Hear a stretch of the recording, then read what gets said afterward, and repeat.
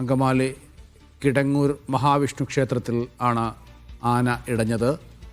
ആനയെ കൊണ്ടുവന്ന വാഹനത്തിൻ്റെ ഡ്രൈവർ തന്നെയാണെന്നാണ് വിശ്വസിക്കുന്നത് വിഷ്ണു. അദ്ദേഹത്തിന് ഗുരുതരമായ പരിക്കേൽക്കുകയും മരണത്തിന് കീഴടങ്ങുമായിരുന്നു. പാപ്പാന് ഗുരുതരമായ പരിക്കുണ്ട്, ആശുപത്രി ചികിത്സയിലാണ്. സ്വാലിഹ്, പുതിയ വിവരങ്ങൾ എന്തെങ്കിലും അവിടെ നിന്നുണ്ടോ? ആനയെ ഇനി മയക്കുവെടി വെക്കേണ്ട ആവശ്യകത ഉണ്ടോ? എന്താണ് വനംവകുപ്പ് തീരുമാനിച്ചിരിക്കുന്നത്? നിലവിൽ വനംവകുപ്പ് എന്തെങ്കിലും തീർച്ചയിലേക്ക് എത്തിയതായി നമുക്ക് വിവരങ്ങളില്ല നൗഫൽ. പക്ഷേ ആന മയങ്ങി എന്ന് നമുക്ക് പറയാവുന്ന വിധം ആനയുടെ ചലനങ്ങൾ അല്പം കുറഞ്ഞിരിക്കുന്നു എന്നത് നമുക്ക് കാഴ്ചയിൽ വ്യക്തമാണ്. ആനയെ തളയ്ക്കാൻ ആവശ്യമായ വലിയ ചങ്ങല ഇപ്പോൾ വീണ്ടും എത്തിക്കുന്ന ദൃശ്യങ്ങളും നമ്മൾ തൊട്ടു മുമ്പിൽ കണ്ടു. ഏതായാലും ആന മയങ്ങി എന്ന സമാധാനത്തിലാണെന്ന് തോന്നുന്നു. ഏകദേശം ഈ കുറച്ചുകൂടി അടുത്തേക്ക് ചില പോലീസ് സംഘാംഗങ്ങളൊക്കെ എത്തിയിട്ടുണ്ട് എന്നത് നമുക്ക് കാഴ്ചയിൽ വ്യക്തമാണ്. ഇപ്പോഴും ഇവിടെ ആനയ്ക്ക് സമീപം ഇപ്പോഴും വനംവകുപ്പ് ഉദ്യോഗസ്ഥരും RRT അംഗങ്ങളും ഉണ്ട്. ഇനി ഏതെങ്കിലും തരത്തിൽ ആന അക്രമാസക്തനാകുന്ന സാഹചര്യമുണ്ടെങ്കിൽ ഇനിയും മയക്കുവെടി വെക്കാൻ അവർ പൂർണ്ണ സജ്ജരായി ഇവിടെ തന്നെയുണ്ട്. പക്ഷേ നേരത്തെ നൗഫൽ സൂചിപ്പിച്ചതുപോലെ ആന പൂർണ്ണമായും ഒരേ നിൽപ്പാണ്, കുറെ സമയമായി ഒരേ നിൽപ്പാണ്. ആനയ്ക്ക് മയക്കുവെടിയേറ്റ് ആദ്യ നിമിഷങ്ങളിൽ ആന വലിയ തോതിൽ അക്രമാസക്തനാകുന്നത് നമ്മൾ കണ്ടു.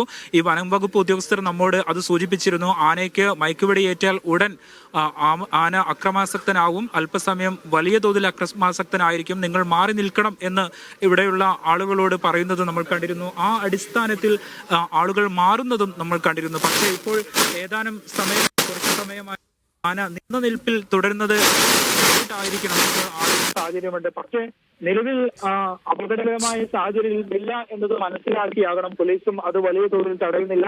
ഈ ഒരു സാഹചര്യത്തിൽ നിന്ന് നമുക്ക് മനസ്സിലാകുന്നത് ആനയുടെ പരാക്രമം അവസാനിച്ചിരിക്കുന്നു എന്ന് തന്നെയാണ്.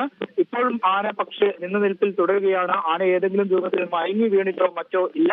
പക്ഷെ തൊട്ടു മുമ്പ് നമ്മൾ കണ്ട ഒരു കാഴ്ചയിലേക്ക് വീണ്ടും നമ്മൾ അത് പറയേണ്ടിയിരിക്കുന്നു എന്ന് തോന്നുന്നു നൗഫൽ. നമ്മൾ കണ്ടത് ഈ ആന കൊലപ്പെടുത്തിയ ഈ ആനയെ കൊണ്ടുവന്ന വാഹനത്തിന്റെ ഡ്രൈവർ വിഷ്ണുവിന്റെ ചില ചോരപ്പാടുകൾ ഇവിടെയുള്ള ആൾത്തറയ്ക്ക് കീഴിൽ ഉണ്ട്.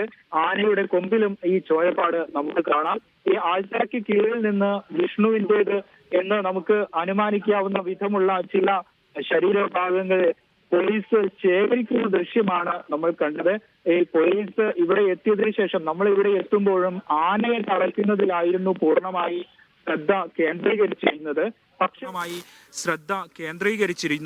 പക്ഷേ ഇപ്പോൾ ആനയെ ഏകദേശം തളച്ചു എന്ന് മനസ്സിലാക്കിയത് കൊണ്ടായിരിക്കണം പോലീസ് ഇത്തരത്തിലുള്ള കൂടുതൽ പരിശോധനകളിലേക്ക് കടക്കുന്നു എന്നാണ് നമുക്ക് മനസ്സിലാക്കാൻ സാധിക്കുന്നത്.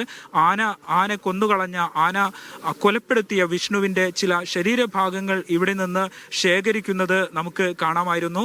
വിഷ്ണുവിന്റെ കുടുംബാംഗങ്ങളെ സംബന്ധിച്ചിടത്തോളം നമ്മുടെ ഈ വാക്കുകൾ കേൾക്കുന്നത് അതീവ പ്രയാസകരമാണ് എന്ന് മനസ്സിലാക്കിക്കൊണ്ട് തന്നെ നമുക്ക് പക്ഷേ ഇക്കാര്യം ജനങ്ങളോട് പറയാതിരിക്കാനാവില്ല. ആനയെ പോലെ വലിയ വന്യജീവികളെ ഇത്തരം പരിപാടികളിലേക്ക് അല്ലെങ്കിൽ ആൾപ്പാർപ്പുള്ള പ്രദേശങ്ങളിലേക്ക് അല്ലെങ്കിൽ മനുഷ്യന്റെ വിനോദങ്ങളിലേക്ക് എത്തിക്കുമ്പോൾ അത് അക്രമാസക്തനായാൽ എന്തുമാത്രം വലിയ ദുരന്തമാണ് ഉണ്ടാവുക എന്നതിൻ്റെ നേർസാക്ഷിയായാണ് ഞാനിപ്പോൾ ഇവിടെ നിൽക്കുന്നത്.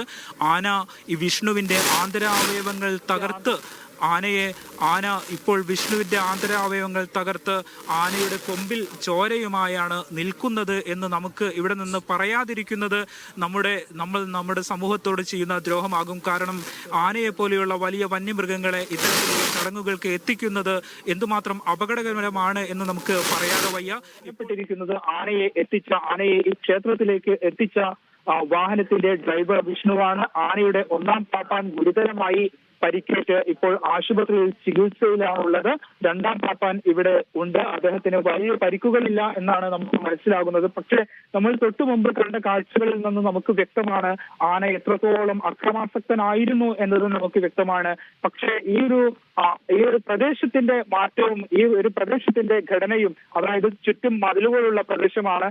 ഇതുകൊണ്ടായിരിക്കണം ഒരുപക്ഷെ ആനയ്ക്ക് കൂടുതൽ ഇടങ്ങളിലേക്ക് ഓടിയെത്താൻ കഴിയാതിരുന്നത്. ഒരുപക്ഷെ ആന അത്തരത്തിൽ പരാക്രമ കാണിച്ച് ഓടുകയായിരുന്നെങ്കിൽ ഇതിലും എത്രയോ വലിയ ദുരന്തമായിരുന്നു നാം അഭിമുഖീകരിക്കേണ്ടി വരിക എന്ന് നമുക്ക് ഈ പ്രദേശത്ത് നിന്ന് നമുക്ക് ഇപ്പോൾ ഈ പറയുന്ന പാപ്പാന്റെ ആരോഗ്യാവസ്ഥ എങ്ങനെയാണ്? അതേക്കുറിച്ച് വല്ല വിവരം കിട്ടുന്നുണ്ടോ?